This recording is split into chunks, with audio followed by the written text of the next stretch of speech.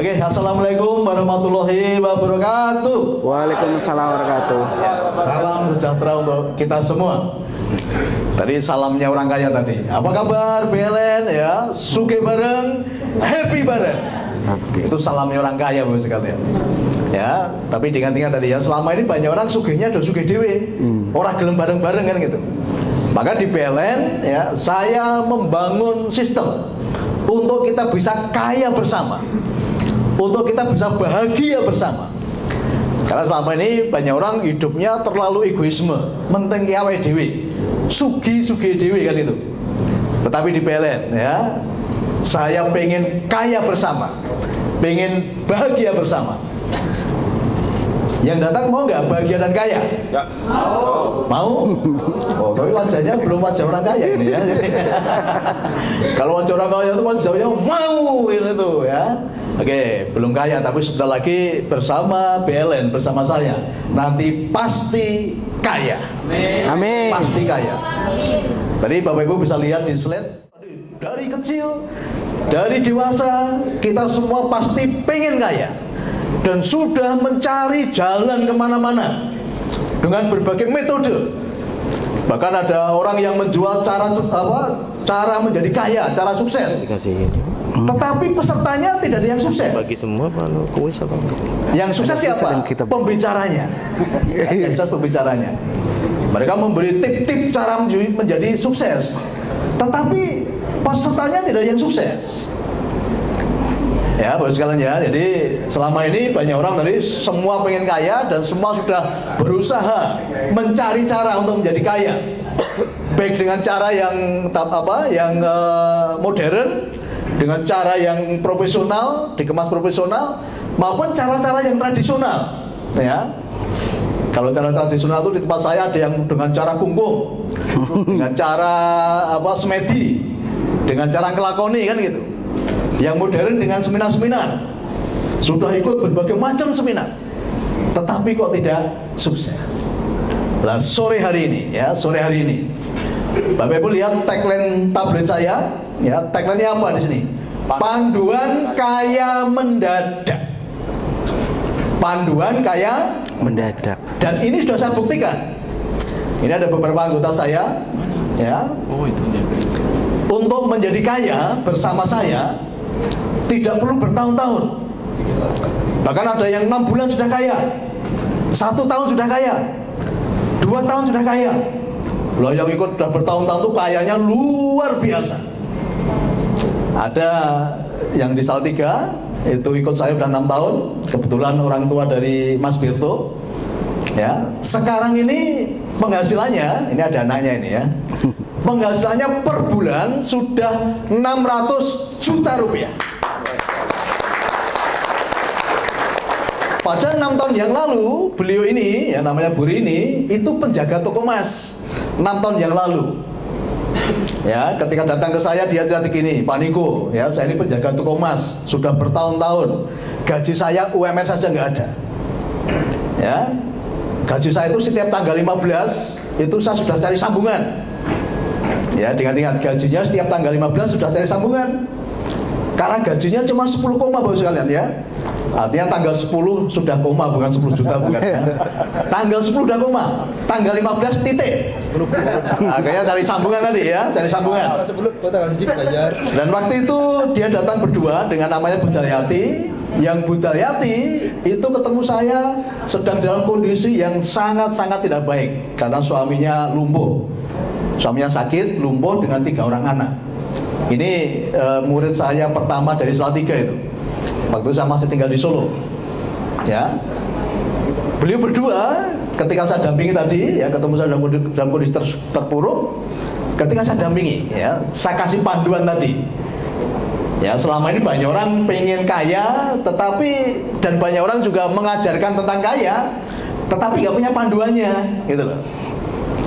Nah, jadi tahun 2014 saya sudah membuat tabloid panduan kaya mendadak. Waktu saya membuat tabloid ini banyak orang ketawain Bapak sekalian. Banyak orang ketawain. Ada yang melecehkan saya. Wah, tenane. Ya. Ada yang lebih sinis. Itu pakai tumbal enggak? Ada yang gitu, ya. Tetapi saya sudah membuktikan Sekarang ini puluhan ribu orang sudah kaya bersama saya. Ya, sudah kaya bersama. Dan grafik orang-orang yang saya dampingi hidupnya, ini saya ngomong, ini ada anggota-anggota saya nih yang banyak nih, semuanya grafiknya begini. Saya belum pernah melihat anggota saya grafiknya turun, belum pernah melihat. Ayo anggota Belen, angkat tangannya. Adakah yang grafiknya menurun, penghasilannya menurun? Tidak ada. Semua grafik anggota-anggota saya, ya, yang saya mentori, yang saya dampingi, semua grafiknya begini. Ya, tadi ada dua ibu tadi, ya, yang 6 tahun yang lalu kehidupannya terpuruk, dan sekarang ini per bulan sudah 600 juta lebih. Dan kemarin saya ditelepon sama ibunya Mas Berto. Belum lama, sekitar 1 tahun yang lalu, dia beli rumah harga 1,7 miliar. Kemarin sudah beli lagi dekat rumah saya, katanya biar dekat saya katanya. Ya, beli harga 2 miliar. Dan yang Budayati sekarang menjadi nyonya tanah, ya, beli kos-kosan, beli tanah, membangun. Ya, ini orang-orang yang dulunya bukan siapa-siapa. Nah, kabar baiknya untuk Bapak Ibu sekalian, saya tidak peduli dengan masa lalu panjenengan semua. Ya, saya tidak peduli dengan kondisi Anda saat ini. Saya tidak pernah peduli dengan masa lalunya banyak orang. Tetapi dengar ya, hari ini saya sangat peduli dengan masa depannya banyak orang. Masa depanmu bagi saya lebih penting daripada masa lalumu. Ya, masa lalumu sekelam apapun saya tidak peduli. Tetapi sore hari ini, titik balik, ya, saya lebih peduli dengan masa depannya Bapak Ibu semua yang hadir pada sore hari ini.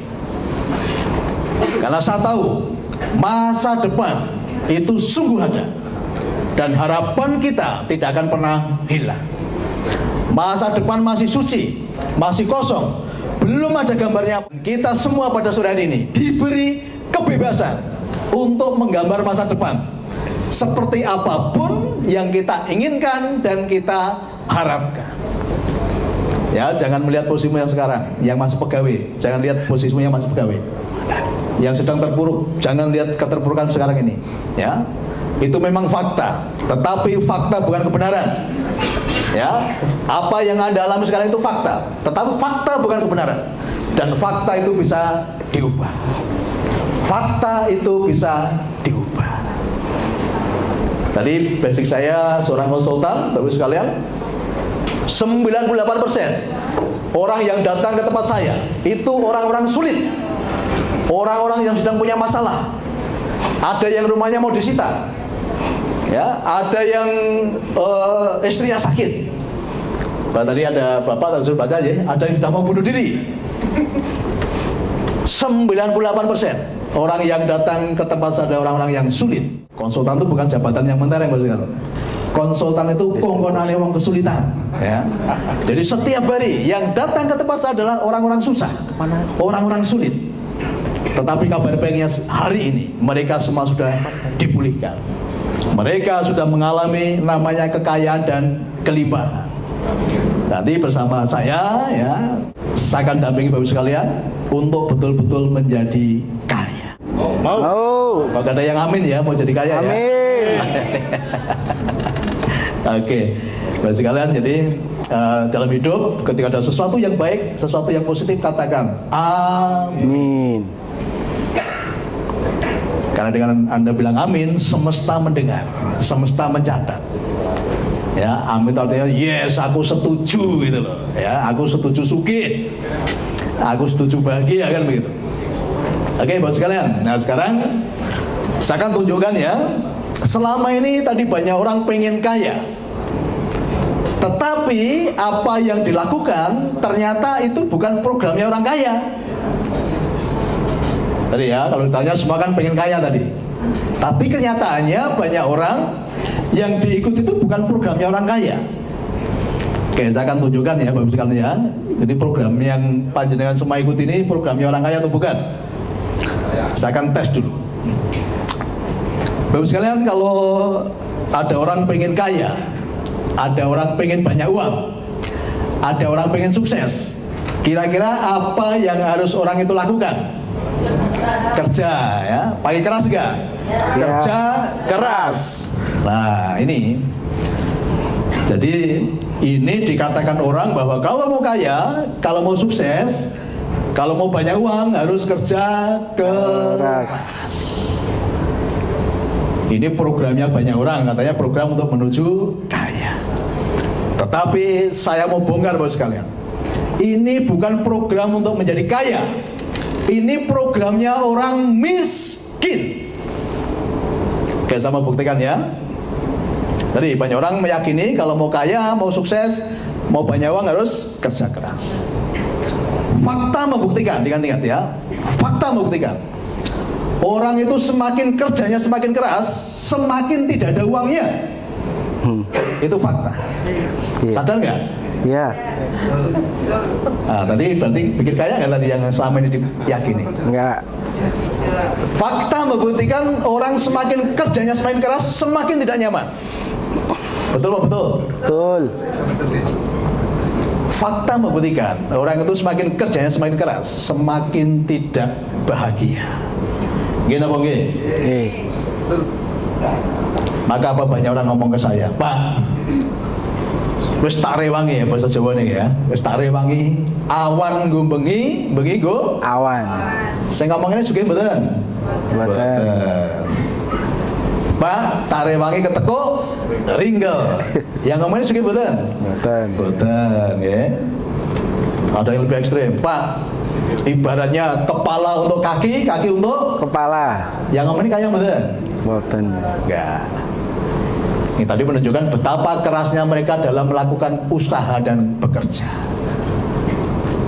tetapi tidak bikin kaya. Tadi Bapak Ibu sekalian tadi masih meyakini program itu. Itu programnya orang miskin Bapak sekalian. Tetapi kabar yang mengejutkan apa? 95% penduduk dunia itu meyakini program itu. Jadi 98% penduduk dunia meyakini program itu. Jadi kalau mau kaya, mau sukses, mau banyak uang harus bekerja keras. Dan sore ini saya kasih tahu, itu bukan programnya orang kaya. Itu programnya orang miskin. Oke ya, jadi nanti ada beberapa yang selama ini diyakini banyak orang, ternyata itu program menjadi miskin. Sementara orang lain mengatakan itu program kaya kan gitu. Oke, yang pertama ya, tidak ada orang kerja keras menjadi kaya. Ingat-ingat itu. Oke, yang kedua, program kaya yang ada di luar sana. Ya, Bapak Ibu semua menabung ya. Semua menabung, oke. Menabung untuk apa? Menabung untuk jaga-jaga. Ya, banyak orang selama ini konsepnya menabung. Tidak ada orang menabung menjadi kaya. Ingat-ingat, tidak ada orang menabung menjadi kaya.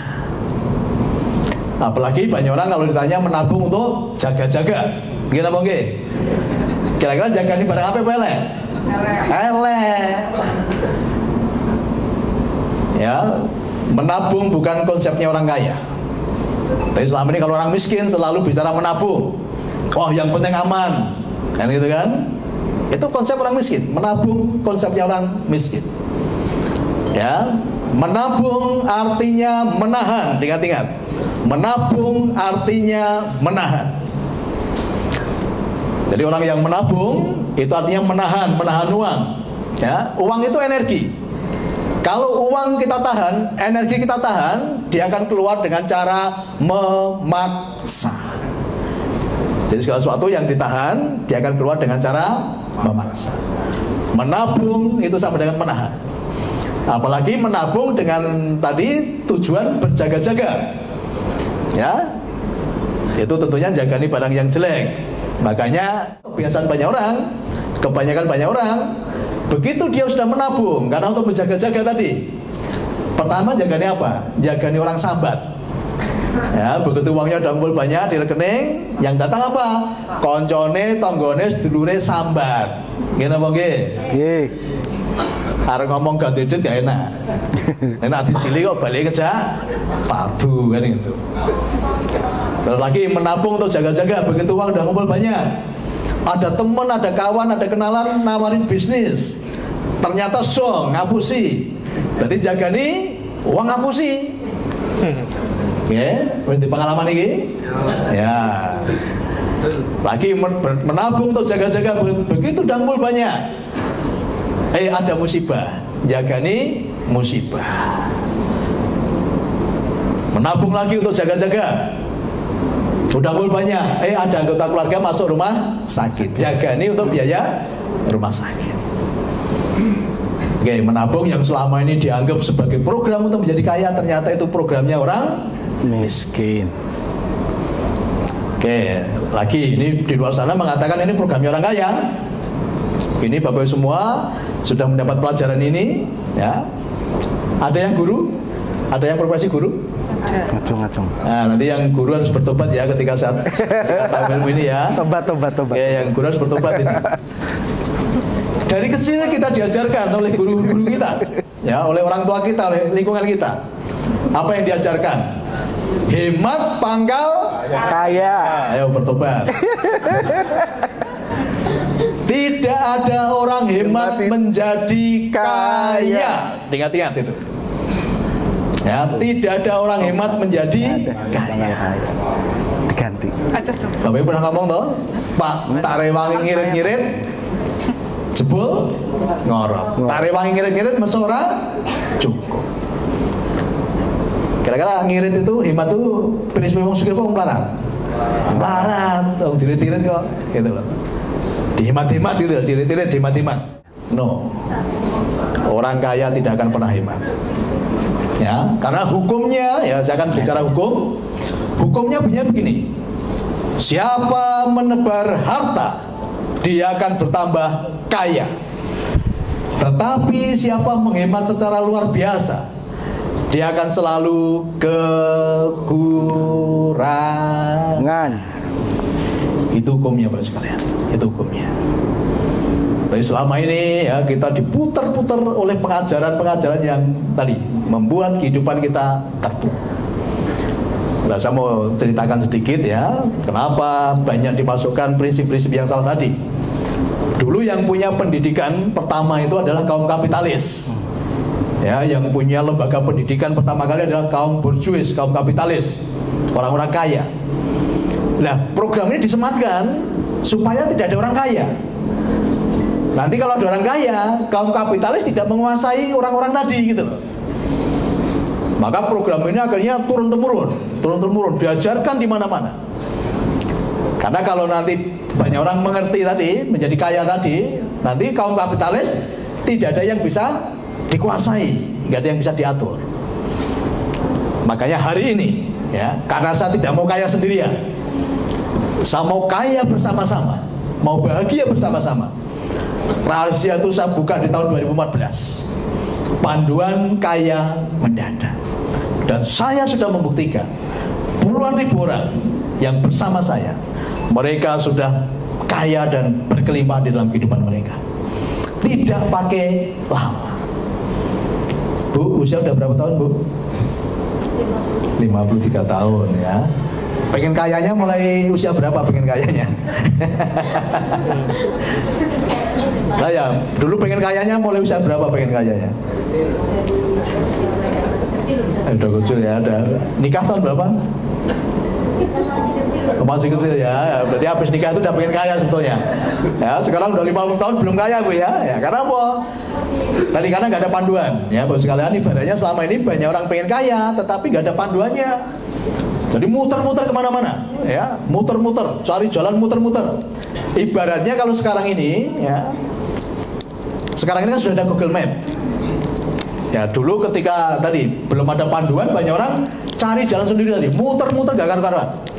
Ya, kejeblong, kejebles, kejedot, kegelundung, apalagi. Ya, muter-muter yang ngerti jalannya. Orang teko-teko gone gitu kan, 52 tahun urung teko gone kan gitu. Tetapi nanti bersama dengan kami, ya, Bapak Ibu akan sampai pada tujuan, menjadi kaya. Ya, dengan cara yang cepat, mudah, sederhana, dan ajaib. Tidak pakai lama.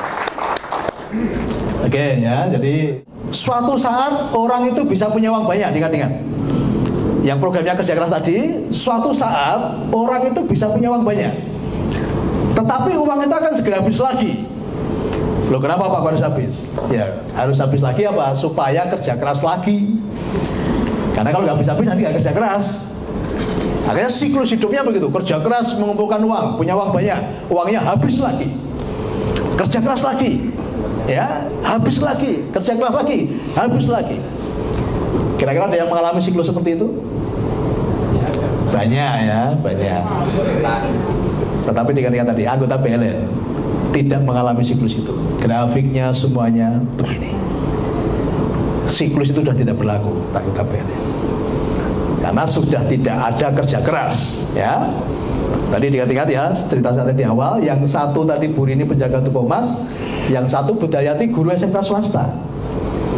Tapi mereka berdua sekarang ini penghasilannya sudah 600 juta. Profesinya tidak berubah loh, Bos sekalian ya. Profesinya tidak berubah. Mereka masih menjadi guru. Nah, yang agak sedikit berubah Bu Rini ya, dulu dia penjaga toko emas padi. Ketika penghasilannya 300 juta, dia mau keluar sama bosnya nggak boleh. Akhirnya dia datang ketemu saya, Pak Niko, saya sudah mau keluar sebetulnya, tapi oleh bos tidak boleh karena dia orang lama, orang kepercayaan. Kemudian saya katakan begini sama Bu Rini, udah tenang saja. Tidak lama lagi bosmu akan menjual toko emasnya. Dan itu toko emasnya saya beli dan kamu yang ngurus toko emas itu. Dan sekarang menjadi toko emas Sinar Nusantara tadi. Ya, sekarang sudah bukan pegawai. Jadi kalau gaji saya juga gak kuat karena sekarang penghasilan udah 600 ya. Tapi dia tak kasih saham untuk ngelola toko emasnya BLN ya. Toko emasnya anggota BLN. Nah itu maksudnya ya. Jadi sekarang kalau bayangkan kalau harus dengan kerja keras. Tadi kan profesi guru sama penjaga toko emas. Kalau sekarang punya penghasilan 600 juta, kalau dengan kerja keras, itu yang guru mau sehari ngajar 100 jam, nggak bakalan punya penghasilan sebesar itu. Gimana mungkin? Ngajar nganti lambene tumbli itu, nggak bakal punya penghasilan 100 juta. Yang penjaga toko emas mau jaga sekali sehari 20 toko emas juga nggak bakal punya penghasilan sebesar itu. Tetapi kehidupan mereka sekarang sangat nyaman. Bahkan hidupnya sekarang bermanfaat bagi banyak orang, menolong banyak orang, membantu banyak orang. Dan cerita-cerita seperti itu banyak sekali ya. Lalu sekalian, tadi saya sebagai seorang konsultan, di dalam hati saya cuma ada satu kerinduan ya, maka sampai Cilacap ini karena ada satu kerinduan dalam hati saya ya. Kerinduan saya sebagai seorang konsultan, bagaimana bisa memberi jawaban atas permasalahan banyak orang yang tiba datang kepada saya. Oke, ini ada ibu yang pernah tidur tempat saya, Bu ya. Oke. Terus sehari itu yang datang berapa, Bu, yang nangis tuh, Bu? Banyak sekali. Ya, ibu ini pernah tidur tempat saya ya. Sama ketemu saya juga dalam kondisi sedang lagi menangis, Bu ya, gitu ya. Tapi sekarang udah bagus. Lumayan ya, oke. Ya, sering-sering aja datang ke Salatiga. Ya, ibu ini pernah tidur tempat saya dan tahu ya, orang-orang yang datang ke tempat saya, orang-orang yang sedang terpuruk. Di tempat saya tuh yang paling cepat habis tuh tisu, Bapak sekalian ya. Karena banyak orang datang nangis, selalu menangis. Tapi kabar baiknya, mereka datang dengan mencucurkan air mata. Tetapi pulang air mata itu berubah menjadi mata air kehidupan. Mata air sukacita. Dan itulah yang menjadi kebanggaan dan kebahagiaan kami ketika bisa memberi jawaban atas permasalahan banyak orang. Oke, tadi ada 3 prinsip ya. Kerja keras, programnya orang miskin. Menabung, programnya orang miskin. Hemat, programnya orang miskin. Kemudian lagi yang dirubah. Selama ini konsep banyak orang ya mengatakan bahwa uang itu harus dicari. Ya, uang itu harus dicari, rezeki harus dicari. Maka ketika ada suami tanya ke bapaknya, "Pak, kemana?" Jawabannya apa? Cari uang. Bu, kemana? Jawabannya cari uang. Ada lebih ngeres baru sekalian tempat saya. Pak, kemana? Golek upo gitu ya. Wah, tambah ngeres sih. Oke, Bapak sekalian, itu prinsip-prinsipnya orang miskin ya. Selama ini banyak orang konsepnya uang harus dicari, rezeki harus dicari. Saya mau kasih rahasia ya. Sifatnya uang, sifatnya rezeki itu bukan kita cari, tetapi mendatangi. Ya, sifatnya uang, sifatnya rezeki itu mendatangi, Bapak Ibu sekalian, bukan kita cari. Jadi selama ini pola banyak orang itu mencari. Maka tadi dengan apa? Dengan ketekuk ringgel, dengan awan gembeng awan, dengan kepala untuk kaki, kaki untuk kepala. Karena apa? Mereka mencari. Sekarang kalau mencari itu kira-kira dapat nggak namanya mencari? Belum tentu. Kadang dapat, kadang nggak. Akeh nggak ternyata. Ya. Ya, tapi pola banyak orang itu semua mencari. Padahal sifatnya rezeki, sifatnya uang adalah mendatangi. Oke, kita kasih pemahaman begini. Anggaplah uang, rezeki itu seperti kupu-kupu, ya, dibayangkan dulu. Uang, rezeki itu seperti kupu-kupu. Selama ini pola banyak orang itu selalu mengejar atau mencari kupu-kupu. Dan diingat-ingat, ya, kupu-kupu itu semakin dikejar, dia akan semakin lari. Ya, selama ini konsep banyak orang seperti mengejar kupu-kupu. Dan kupu-kupu semakin dikejar, semakin lari.